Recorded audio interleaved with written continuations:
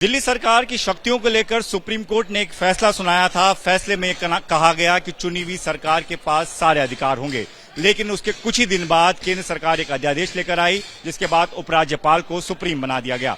अब इसी के खिलाफ दिल्ली की केजरीवाल सरकार एक लड़ाई लड़ रही है, जिसको लेकर 11 जून यानी रविवार को दिल्ली के रामलीला मैदान में एक बहुत बड़ी रैली बुलाई गई है, महारैली है, और इसमें करीबन 1 लाख से ज्यादा लोगों को पहुंचने की उम्मीद जताई जा रही है। तैयारियों का आप देखिए कि किस तरीके से तैयारियां की गई है। लोगों के बैठने का इंतजाम किया गया है, कुर्सियां लगा दी गई हैं, टेंट लगाया जा रहा है और एक बड़ा मंच जो है वो तैयार किया गया है, जिसको देखने के लिए आज कई सारे विधायक यहां पर पहुंचे हुए हैं। और इस वक्त मेरे साथ दिलीप पांडे जी हैं, वरिष्ठ नेता हैं, तिमारपुर से आम आदमी पार्टी के विधायक भी हैं। दिलीप जी, 11 तारीख को एक बड़ी रैली है, रैली से क्या मैसेज देने की कोशिश की जाएगी आपकी तरफ? देखिए, सब जानते हैं कि जैसे हमारे देश जो है लोकतांत्रिक देश है, और जैसे देश में एक चुनी हुई सरकार है, वैसे ही दिल्ली के अंदर भी एक चुनी हुई सरकार है, जिसके अधिकारों को 8 साल पहले केंद्र की सरकार ने छीना। पिछले 8 साल से दिल्ली की सरकार, अरविंद केजरीवाल जी की सरकार, दिल्ली वालों के हक की लड़ाई कोर्ट में लड़ रही थी, और आखिरकार सत्यमेव जयते होता है, सुप्रीम कोर्ट ने, माननीय उच्चतम न्यायालय ने दिल्ली सरकार को उसके अधिकार लौटाए, दिल्ली की सेवा करने के हक को उनको सौंप दिया। यह बात जो है केंद्र सरकार को बर्दाश्त नहीं, नतीजा 8 दिन के अंदर केंद्र की सरकार एक काला कानून, एक अध्यादेश लेकर आती है, उस फैसले को पलट देती है। फैसले को पलटने के बाद जो इसके पीछे की साजिश है वो ये है कि दिल्ली की सरकार के जरिए दिल्ली की जनता को जो सुविधाएं मिल रही हैं, स्कूल, अस्पताल, बिजली, पानी, ये सब वो छीनना चाहते हैं। दिल्ली की जनता इससे बेहद नाराज है, और केंद्र की सरकार की इसी तानाशाही के खिलाफ अपनी आवाज बुलंद करने तमाम दिल्ली के लोग, आम आदमी पार्टी के कार्यकर्ता, मंत्री, नेता, विधायक भी, काउंसलर्स भी आ रहे हैं।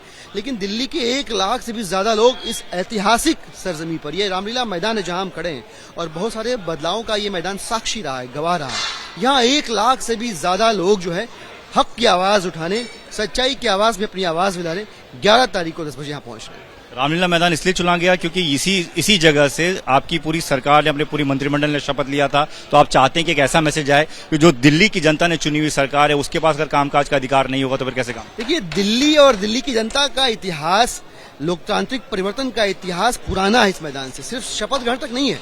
रामलीला मैदान साक्षी है अगस्त क्रांति का, जिसके बाद बदलाव की चिंगारी फैली दिल्ली से और पूरे देश में गई। तो आज वही रामलीला मैदान 11 तारीख को साक्षी बनने जा रहा है। दिल्ली के लोगों ने ये तय कर लिया है कि इस तानाशाही के खिलाफ हमें चुप नहीं बैठना, और 1 लाख से भी ज्यादा लोग अपने अपने घरों से केंद्र की सरकार की तानाशाही के खिलाफ अपनी आवाज बुलंद करने कूच करेंगे और यहाँ तक आएंगे। इसके अलावा जो आम आदमी पार्टी के राष्ट्रीय संयोजक हैं अरविंद केजरीवाल, कई सारे विपक्षी नेताओं से मुलाकात कर रहे हैं। काफी समय हो गया कांग्रेस को कॉल किए हुए, उनसे मुलाकात का समय मांगे हुए, अब तक आपको समय नहीं मिल पाया, और जिस तरीके के उनके नेताओं के बयान आते रहे हैं कि हमें अरविंद केजरीवाल का साथ नहीं देना चाहिए क्योंकि हमारी उनके साथ लड़ाई है, क्या लगता है कि कांग्रेस आपको समय देगी, आपके समर्थन में आएगी या नहीं आएगी? मुझे लगता है कि इस सवाल का सही जवाब कांग्रेस पार्टी या श्री राहुल गांधी जी दे सकते हैं, उन्हें देना चाहिए। हम समय मांग रहे हैं, हम विनम्रता पूर्वक आम आदमी पार्टी की सरकार को बचाने की बात नहीं कह रहे हैं। हम पोलाइटली ये कह रहे हैं कि जो हमला है ये संविधान पे हमला है, इस देश के लोकतांत्रिक मूल्यों पे हमला है। आप इसको पार्टी का मसला बना के रखेंगे तो आप चुप रहिए अनंत काल तक। आज हमारा नंबर है, कल आपका नंबर होगा। ये लड़ाई, ये संघर्ष उससे बड़ा है। ये प्रहार जो है वो लोकतंत्र पे है, डेमोक्रेसी पे है, संविधान पे है, और मुझे लगता है कि कांग्रेस पार्टी को ही इसमें जवाब देने की स्थिति में होना चाहिए। कांग्रेस के अलावा भी कुछ पार्टियां भी रह गई हैं, जैसे वाईएसआर की बात करूं या बीजेडी की बात करूं, हालांकि एक सॉफ्ट कॉर्नर उनका बीजेपी के साथ नजर आता है। क्या ऐसी पार्टियों के साथ भी आप मुलाकात करेंगे, उनसे भी समर्थन मांगेंगे, या उनको आपने खाली छोड़ रखा? मुझे लगता है कि इस प्रश्न को ऐसे देखना चाहिए कि चिंता किसकी है, पार्टी बचाने की है, सत्ता बचाने की है, या देश और संविधान बचाने की है। यह देश कैसे चलेगा, गुंडागर्दी, तानाशाही से, या बाबा साहेब भीमराव अम्बेडकर के लिखे हुए संविधान से चलेगा? इस बात की जिसको चिंता होगी वो आप देखिएगा खुद ब खुद सच के साथ खड़ा हो जाएगा। जितने लोग खड़े हैं उन लोगों को देश की चिंता है, संविधान की चिंता है। इसके अलावा एक सवाल यह है कि आज जेपी नड्डा जी जो दिल्ली प्रदेश का एक दफ्तर था, उसका इनॉग्रेशन, मतलब एक तरीके से वहां पर शिलान्यास करने के लिए वो पहुंचे थे। वहां पर उन्होंने एक बात कही कि दिल्ली को अरविंद केजरीवाल सरकार ने एक ब्लैक स्पॉट बना दिया है, जबकि मोदी जी पूरे देश को व्हाइट स्पॉट बना रहे हैं। इसको आप किस तरीके से लेते? देखिए, भारतीय जनता पार्टी को जिन जिम्मेदारियों को लेकर देश की जनता ने ट्रस्ट किया, जब उनसे नहीं हो पा रही है तो वो इस तरह के अनर्गल प्रलाप करते हैं। बेरोजगारी पे बात करिए उत्तर नहीं मिलेगा, महंगाई पे बात करिए उत्तर नहीं मिलेगा, मुद्रानीकरण पे बात करिए उत्तर नहीं मिलेगा, सांप सूंघ जाता है। असल मुद्दा क्या है? असल मुद्दा यह है कि यह देश भारतीय जनता पार्टी की तानाशाही का, गुंडागर्दी का साक्षी है और भारतीय जनता पार्टी इस विषय के अलावा सारे विषयों पे अपनी पीएचडी बताती रही है। इस विषय पे कोई जवाब, कोई उत्तर उनसे नहीं मिल रहा कि सुप्रीम कोर्ट ने जब सारे अधिकार दे दिए तो ऐसे क्या हुआ कि आपको जबरदस्ती जो एक अध्यादेश ला के संविधान को धता बता के और इस काले कानून को लागू करने की आवश्यकता जान पड़ी। इसका जवाब भाजपा के पास नहीं है, लेकिन दिल्ली की जनता और देश की जनता इसका जवाब देगी। बातचीत के लिए तो इस वक्त रामलीला मैदान में कई सारे आम आदमी पार्टी के विधायक पहुंचे हुए हैं ये जायजा लेने के लिए कि किस तरह की तैयारियां हो रही हैं।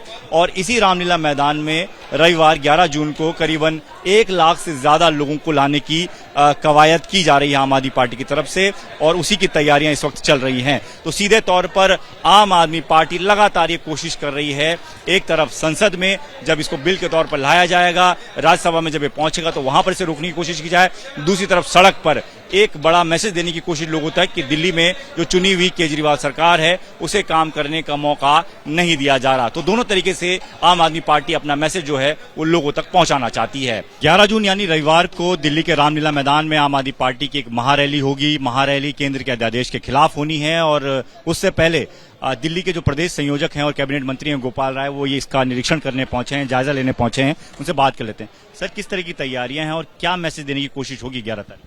देखिए, जिस तरह से सर्वोच्च न्यायालय के संविधान पीठ के फैसले को अपमानित करते हुए केंद्र सरकार ने चोर दरवाजे से रात के अंधेरे में जो ब्लैक ऑर्डिनेंस दिल्ली के लोगों पे थोपा है, उससे दिल्ली के लोगों में आक्रोश है। लोगों के मन में एक ही सवाल आया, क्या राजधानी में रहना गुनाह है? हम दोयम दर्जे के नागरिक कैसे हो गए? हम जब वोट देते हैं तो हमारे वोट की वो कीमत क्यों नहीं है जो दूसरे देश के हिस्से में है?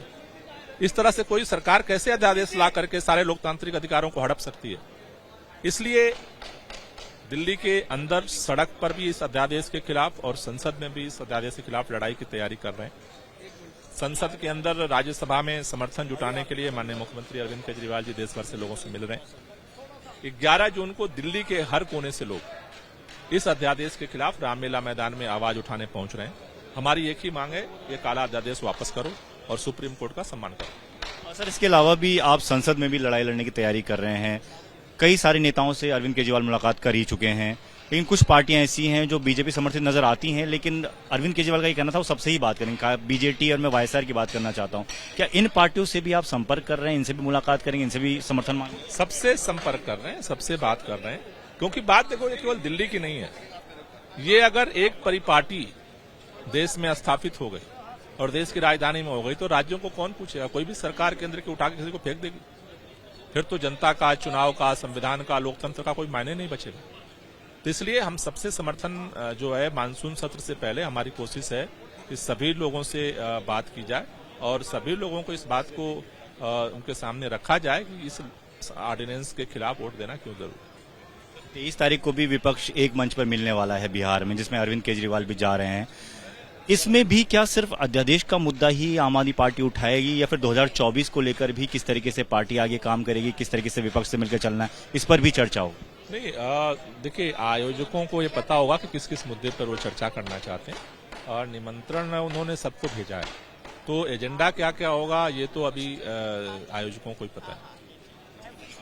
तो सड़क से लेकर संसद तक लड़ाई जारी रहेगी, गोपाल राय जी का कहना है और इसीलिए 11 तारीख को एक बड़ा मैसेज देने की कोशिश जो है वो रामलीला मैदान से की जाएगी।